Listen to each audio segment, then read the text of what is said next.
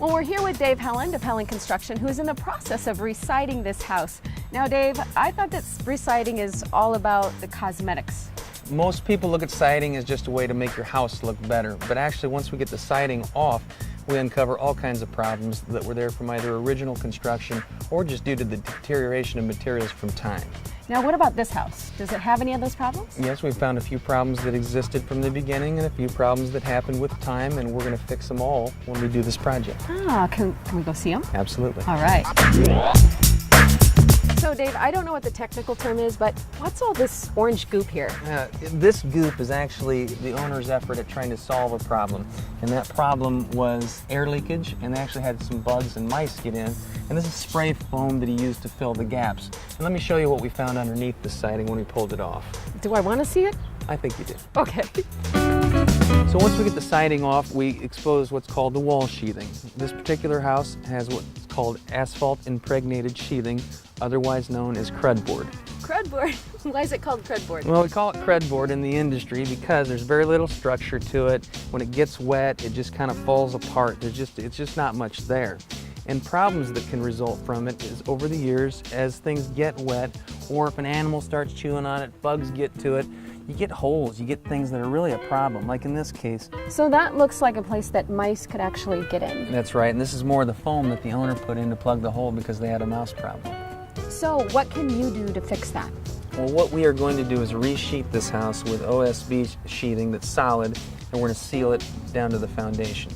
So what we like to do is come in with this is treated plywood, so if it does get wet, it doesn't deteriorate, doesn't mold, anything like that. We come in with a little strip of treated plywood, and we actually seal it to the foundation. We just come in over the top like so, nail it on, and we'll use this urethane sealant. We'll put a bead of this on the back of the sheet, and then that'll seal to the foundation. Fasten it securely, and we won't have any bugs, we won't have the air leakage, and we won't have any rodents for sure. So Dave, this just looks like paper to me, but I know it has a purpose. It's actually a pretty high-tech material. This is Tyvek brand house wrap, and it has several purposes. First purpose is to keep water that gets behind the siding, to keep it from getting into your house. And water gets through all types of siding. Wind-driven water vapor gets through vinyl siding, lap siding, concrete board, brick, everything. Once the water gets through, it runs down the face of the Tyvek, out to the ground, doesn't get into your house. But it kind of functions like a Gore-Tex, so that water vapor that's in your wall cavity from moisture moving from the inside can actually permeate and get out and not be trapped. So water can go out, but it can't come in.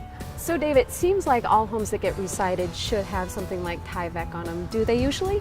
Almost all homes that get built today and homes that get resided get a house wrap of some kind. There's lots of different brands, some cheaper than Tyvek, but I prefer the Tyvek because it really functions well on the outside and the inside. So Dave, what are we going to do next? So after we install the Tyvek, we tape all the joints to make it airtight, and then we'll begin installation of our Hardy Plank brand cement board lap siding. Today we're talking about window installation. That's right, we've got the Tyvek house wrap on the entire home, and now we're moving into window installation and all of our really critical waterproofing details. Okay, and isn't the house usually waterproofed, I would think, by the siding? Well, everybody thinks that siding keeps all the water out, and it keeps most of the water that's actually running down the side of your house out, but wind-driven water vapor is what we're worried about, and that gets through siding of all types.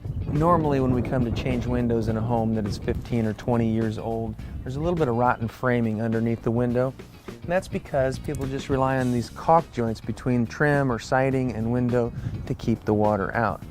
Well, those eventually fail, water gets in, sits there, stays wet, and your house gets rotten. So to avoid those problems, we use a product called Tyvek Flex Wrap. And what it is, it's a self-adhesive membrane. You peel the back off, it's real sticky, and it fits into the window opening. It lays on the sill and it lays on the jamb, and it's all one continuous piece here, so that any water that does get through the window lands on this, and it comes out on top of our Tyvek, which will then make it to the ground and not get into your wall cavity. So now that our Tyvek is installed and our sill flashing is installed, we're ready to set the window in the opening. So Dave, you've nailed in the window now. What's the next step? Well, the next step is we continue our waterproofing process. So we use a product called Tyvek Straight Flash. Again, it's a self-adhesive backing, And we seal over the top of the window flanges with this product.